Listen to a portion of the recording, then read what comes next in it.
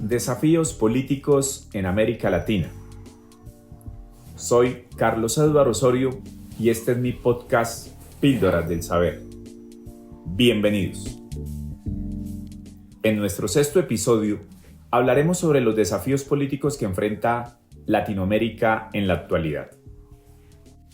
El Banco de Desarrollo de América Latina y del Caribe, antes denominado Corporación Andina de Fomento, es una institución financiera multilateral, cuya misión es apoyar el desarrollo sostenible de sus países accionistas y la integración regional. Esta entidad, conocida como CAF, promovió la celebración de un foro internacional el pasado 1 de febrero en Panamá bajo el nombre América Latina y el Caribe, una región de soluciones, en el cual se reunieron expertos internacionales para hablar de las posibles soluciones a los diferentes desafíos económicos, sociales y políticos que comprometen a los países que la integran. Varios expertos dedujeron que el mayor desafío es lograr el fortalecimiento de las democracias. Aseguraron que en América Latina y el Caribe se vivencia una tendencia que denota una enorme desconfianza en sus sistemas democráticos, lo que ha generado una gran desconexión de la población con los respectivos gobiernos y sus sistemas electorales. Ante esto, la Subsecretaría General de las Naciones Unidas argumentó textualmente, abro comillas, el aumento de la polarización política en los últimos 20 años supone a la región un desafío importante y hace que este ciclo electoral sea confuso en términos de riesgos, cierro comillas, en referencia a las elecciones que países como Venezuela, Panamá, El Salvador, México o Uruguay celebrarán en este 2024. Pero el riesgo y la incertidumbre no se presenta solo en los países donde este año habrá elecciones. La inestabilidad institucional de otros países que apenas, por ejemplo, el año pasado han elegido presidente por cuenta de la difícil situación económica y o por fenómenos que comprometen la seguridad, nos lleva a analizar a algunos casos específicos de países de Sudamérica, lo cual procederemos a hacer a continuación poniendo de presente las tensiones que en efecto padecen y que generan profundas y serias crisis políticas. Hablando de Venezuela, es lamentable que el gobierno encabezado por Nicolás Maduro haya violentado definitivamente el derecho político de participación de María Corina Machado y por ende su posibilidad de ser elegida en las elecciones presidenciales que tendrán lugar allí este año. La experimentada figura política, victoriosa en las primarias de la oposición venezolana el pasado mes de octubre de 2023, se encuentra hoy inhabilitada por no haber incluido en su declaración jurada de patrimonio el pago de los bonos de alimentación conocidos como Cesta Tickets. María Corina explicó que no los había incluido porque en efecto nunca se los habían entregado. Esta supuesta irregularidad fue instrumentalizada por el chavismo para excluir su candidatura, siendo ratificada la misma por el Tribunal Supremo el viernes 26 de enero de 2024, autoridad judicial afecta y cercana al Ejecutivo. Ya en el pasado, Machado, víctima de una férrea y voraz persecución política, había sido acusada de traición a la patria por haber aceptado unirse a una delegación panameña para poder hablar ante la Asamblea General de la OEA en Washington. Según la ONG Acceso a la Justicia, el chavismo ha inhabilitado para ejercer cargos públicos a más de 1.400 ciudadanos. Fue el caso bastante conocido de Leopoldo López, sobre el cual se pronunció la Corte Interamericana de Derechos Humanos, y también el de Enrique Capriles, quienes fueron objeto de decisiones controversiales tomadas por autoridades que claramente se encuentran bajo el control del gobierno de Maduro y con las cuales también se les inhabilitó y dejó por fuera del escenario político.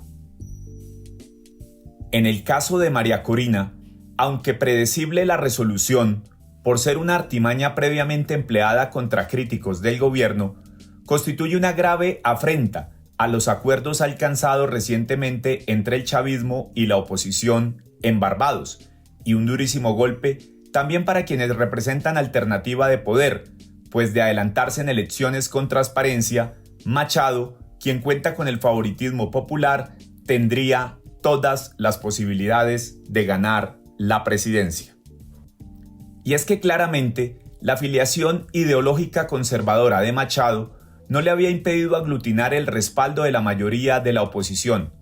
un hecho excepcional, dado la diversidad y profundas discrepancias políticas y estratégicas dentro de la coalición, ahora denominada Plataforma Unitaria.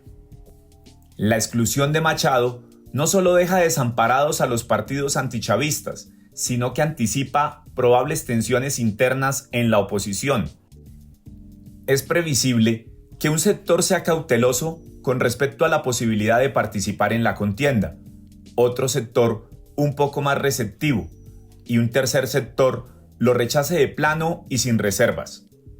Simultáneamente, no se vislumbra un reemplazo evidente para Machado, aunque se menciona el nombre de Manuel Rosales, gobernador de Zulia, el estado más poblado de Venezuela, quien es el presidente de la formación de centro-izquierda denominada Un Nuevo Tiempo y antiguo adversario de Hugo Chávez en las elecciones presidenciales de 2006. En cualquier caso, resultará sumamente complicado para la oposición alcanzar consenso y obtener el impulso del aspirante inhabilitada, líder en todas las encuestas independientes. Si nos dirigimos al sur, registramos dentro de la agitada coyuntura política por la que atraviesa América Latina a Chile,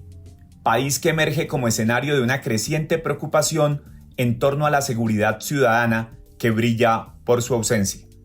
La nación, reconocida por su estabilidad y desarrollo, y que es recurrentemente citada en el hemisferio como modelo a seguir por las ventajas comparativas en relación con sus vecinos, se ve ahora desafiada por un aumento significativo en los índices delictivos, generando una sensación de vulnerabilidad entre los ciudadanos. De hecho, durante las primeras semanas del mes de enero del presente año, se evidenciaron números que indican una mayor cantidad de delitos violentos en comparación con el mismo periodo del año 2023. En este mismo sentido, la Encuesta Nacional Urbana de Seguridad Ciudadana para noviembre del año anterior arrojó un registro que indica que por lo menos el 90.6% de los encuestados percibían que la delincuencia había aumentado significativamente en los últimos 12 meses. En este contexto, el presidente Gabriel Boric ha tomado la decisión de convocar al Consejo de Seguridad Nacional, COSENA, como respuesta a la escalada de la delincuencia. El Chile de Gabriel Boric enfrenta desafíos significativos en materia de seguridad, con cifras que preocupan, pues reflejan un aumento desmedido en delitos violentos que ha generado la percepción de inseguridad manifestada en la sociedad chilena, que afecta transversalmente sectores de la economía que en otrora ayudaban a esa fortaleza que ha sido motivo de envidia y ejemplo para sus vecinos. Es así como en el marco de una América Latina convulsionada, donde diversas naciones lidian con crisis políticas, económicas y sociales, la situación de inseguridad en Chile se suma a la complejidad del panorama regional. Paralelamente a la problemática que padece el pueblo chileno, en Ecuador se refleja un panorama caótico que ha alcanzado niveles alarmantes. En el tercer episodio de mi podcast Píldoras del Saber, me ocupé del tema bajo el título La encrucijada ecuatoriana. Allí expliqué de manera detallada los pormenores y antecedentes de la problemática, como también los alcances de la decisión del joven presidente Daniel Noboa de declarar un estado de excepción y reconocer el conflicto armado interno, lo que evidencia la gravedad de los problemas que padece una sociedad como la ecuatoriana, permeada por el narcotráfico y que se refleja también en una de las crisis carcelarias que enfrenta este vecino país, vale decir, desde hace varios años, y que ha heredado el joven presidente, quien debe afrontar este gran reto. Otros países de América Latina no escapan ni son ajenos a estas complejas coyunturas que se presentan. Revisemos, por ejemplo, la tensa situación económica que se vive hoy por hoy en Argentina. Durante años, los gobiernos de izquierda de este país han enfrentado la inflación con políticas que, lejos de resolver el problema, contribuyeron a su crecimiento. La falta de medidas efectivas y la retórica ideológica antes que claridad y contundencia han dejado a la economía argentina en una constante montaña rusa. El intervencionismo desmedido del Estado en el mercado, los controles de precios y una gestión poco transparente generaron desconfianza, sin que los gobiernos de turno hayan logrado abordar las raíces estructurales de la inflación. En lugar de reconocer la necesidad de comprometerse e implementar reformas profundas, esto es, planes de choque y cirugías de alta complejidad, los gobiernos anteriores optaron por políticas populistas de corto plazo que, aunque podían generar alivio momentáneo, no proporcionaron soluciones sostenibles. La falta de una visión económica clara y la resistencia a adoptar medidas audaces llevaron a un ciclo continuo de crisis económicas que impactaron a los ciudadanos comunes. El nuevo rumbo, tomado por el recientemente elegido presidente Javier Milei, aunque no exento de polémicas, representa un desafío necesario al statu quo del país albiceleste.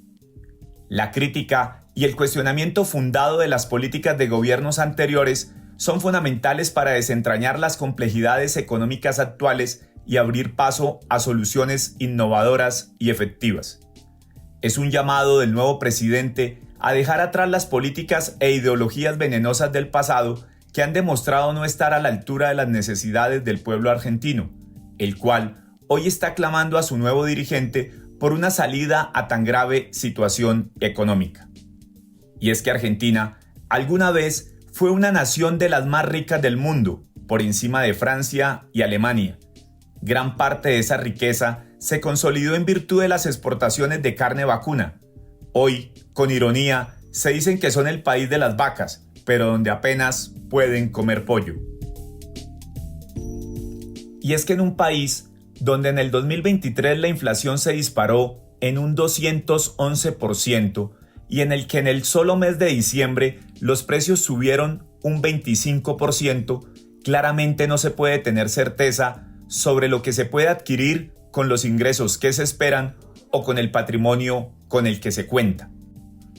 Como es apenas predecible, la difícil situación económica conduce a una creciente inseguridad en las calles, producto de las medidas desesperadas de algunos que acuden al hurto, por ejemplo, para poder subsistir y sobrevivir. Se considera que por lo menos el 40% de los argentinos viven en la pobreza. El déficit fiscal es enorme, pues los gobiernos gauchos se han acostumbrado a gastar más de lo que les ingresa. En materia de deuda pública, ni qué decir, el país de las Pampas es al parecer el mayor deudor individual del Fondo Monetario Internacional, con un pasivo a su cargo que se acerca a los 44.000 millones de dólares. Y aunque el presidente Javier Milei, quien es un economista de formación, ha enviado claros mensajes de reducción del Estado y de austeridad en el gasto público, eliminando por ejemplo ministerios y haciendo sus viajes internacionales en vuelos comerciales, estas medidas y otras tomadas como la devaluación del peso no resuelven los problemas de la noche a la mañana, lo cual inquieta a muchos argentinos que quisieran salir de ese agujero negro en el que están sumidos de un día para otro. No la tiene fácil el excéntrico presidente argentino, quien aunque cuenta con un claro mandato ciudadano expresado en las urnas, obtuvo en el Congreso apenas con su partido denominado La Libertad Avanza el 15% de los escaños en el Congreso, por lo cual no es claro si le aprobarán el paquete de reformas que se ha sometido a consideración inicialmente de la Cámara de Diputados y de ser aprobadas que pasarían al Senado. El asunto es tan complejo que aún en el evento de ser aprobada la ley Ómnibus, que propone profundas reformas económicas, administrativas, fiscales, penales, en salud, educación y hasta medioambientales, recogidas en más de 200 artículos, no es seguro si lo propuesto por Javier funcionará. Mientras tanto, aquel periodo de gracia que la ciudadanía generalmente concede a sus gobernantes y que denominan luna de miel, parece ser, en este caso, bastante corto, y de allí que si no funcionan rápidamente las cosas y se solucionan los problemas que Milei no creó, pero que la sociedad argentina requiere superar con urgencia y desespero, seguramente el gobierno tendrá serias dificultades. No olvidemos que buena parte de la oposición argentina, representada en los sindicatos, ya le promovió la primera huelga a 45 días apenas del inicio de su gobierno. Dice el adagio, si por allá llueve, por acá no escampa. Y es que en Colombia, aunque no llueve como producto de la ferocidad del fenómeno del Niño, podemos decir que realmente por aquí, por estos lares, literalmente no escampa, en tanto no somos ajenos a las problemáticas que se viven en países como los que se han documentado. Se trata de una tierra de contrastes, donde, aunque contamos con una sociedad resiliente, capaz de sobreponerse a grandes penurias, claramente estamos atravesando por una prueba de fuego, producto de la improvisación y la incertidumbre que genera el desgobierno que capitanea el barco y que cada vez nos conduce no a la costa, sino mar adentro de cara a la tormenta. En Colombia, nos movemos en medio del caos y la desinstitucionalización. Se lucha entre políticas turbias y nombramientos inoperantes, inseguridad persistente y una polarización marcada, auspiciada por el presidente, alejado de su deber y más enfocado en una política confrontacional de lucha de clases y no de relaciones fraternas. El país se enfrenta a un panorama complejo. La corrupción carcome la confianza en los dirigentes que ostentan el poder, mientras que la lucha contra el narcotráfico es precaria, lo cual se ve reflejado en el incremento desmedido y desbordado de las hectáreas sembradas con hoja de coca. También preocupa el protagonismo de los grupos alzados en armas y el poco avance de la denominada política de paz total, que deja más dudas que aciertos, mientras pareciere que se aprovechan las concesiones del Estado y el repliegue de la fuerza pública para ganar por parte de estos grupos cada vez más poderío en el territorio. Claramente, pareciera que las prioridades del presidente Petro son muy distintas a las prioridades de la mayoría de los colombianos. Si a los problemas propios le sumamos los efectos colaterales de las dificultades que viven nuestro vecino Ecuador y Venezuela, es claro que estamos pisando arena movediza, sin el claro liderazgo de un presidente que con frecuencia brilla por su ausencia en momentos y lugares donde se ha comprometido estar, y con el precario liderazgo de un canciller, no propiamente porque esté suspendido y esté actuando en ejercicio de vías de hecho, sino porque con su temperamento ideologizado no logró mientras estuvo en funciones concitar el apoyo de la comunidad internacional para ayudar a sacar adelante algunos programas que constituyen banderas importantes del gobierno Petro. No pasamos por el mejor momento. El mismo presidente Gustavo Petro, que le pidió al Consejo Nacional Electoral públicamente en octubre de 2023 que acatara una decisión judicial que habilitaba a un candidato simpatizante de su filosofía, da mal ejemplo ahora, pese a haber jurado cumplir la Constitución y la ley, decidiendo inicialmente no dar aplicación a una decisión de suspensión provisional por parte de la Procuraduría General de la Nación y luego plantear implícitamente que la cumplirá a partir de una fecha posterior, cuando haya pasado el Consejo de Seguridad de la ONU que se celebrará en Colombia. Es una clara muestra del punto al que hemos llegado en Colombia. ¿Cómo pedirle a cualquier colombiano que cumpla un decreto expedido por el presidente, cualquiera que sea, si éste no da ejemplo del cumplimiento de las decisiones de otras autoridades dentro del marco del Estado de Derecho? En la compleja trama de América Latina, la inseguridad y la polarización tejen una realidad preocupante. Las economías fluctúan, la política se enreda en conflictos y la corrupción destruye las bases democráticas. Urgen liderazgos robustos como el de El Salvador, colaboración efectiva y solidaridad como la que se registra en el viejo continente con la Comunidad Económica Europea y soluciones sostenibles entre los líderes de la región. América Latina se encuentra en una encrucijada que requiere respuestas audaces para aspirar a construir un futuro más prometedor y quizás algún día lograr la materialización del sueño de Bolívar de aproximarnos a una integración latinoamericana que se proclama, por cierto, desde el mismo preámbulo de la Constitución de 1991. No podemos permitirnos ser prisioneros del pasado, ni ceder ante la desesperanza. La juventud aspira y reclama oportunidades, las comunidades claman y exigen equidad, y la región espera un renacer urgente antes de que se agote la paciencia.